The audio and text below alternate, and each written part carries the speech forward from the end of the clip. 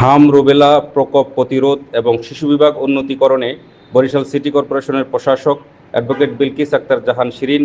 2 June মঙ্গলবার বরিশাল নগরীর south Apollo medical college হাসপাতালের শিশু বিভাগ সহ অন্যান্য বিভাগ পরিদর্শন করেন। এ সময় তার সাথে উপস্থিত ছিলেন বরিশাল সিটি কর্পোরেশনের প্রধান নির্বাহী কর্মকর্তা মোহাম্মদ রেজাউল বারী, প্রধান প্রকৌশলী মোহাম্মদ হুমায়ুন কবির, প্রধান স্বাস্থ্য কর্মকর্তা ডাক্তার খন্দকার মঞ্জুরুল ইমাম শুভ্র, বরিশাল জেলা সিভিল সার্জন ডাক্তার মঞ্জুরি ইলাহি, স্বাস্থ্য অধিদপ্তরের সহকারী পরিচালক doctor Shafiqur Rahman, south Apollo medical কলেজের চেয়ারম্যান প্রফেসর ডাক্তার জহুরুল হক মানিক, ব্যবস্থাপনা পরিচালক ডাক্তার আব্দুল হামিদ শেখ সহ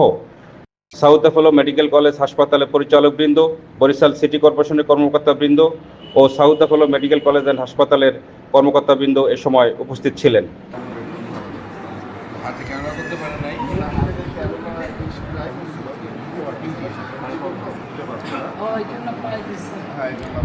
মিরপুরে একদিনের বাচ্চা কি খেলাধুলা করতে না পারলে আমারে রাখবো।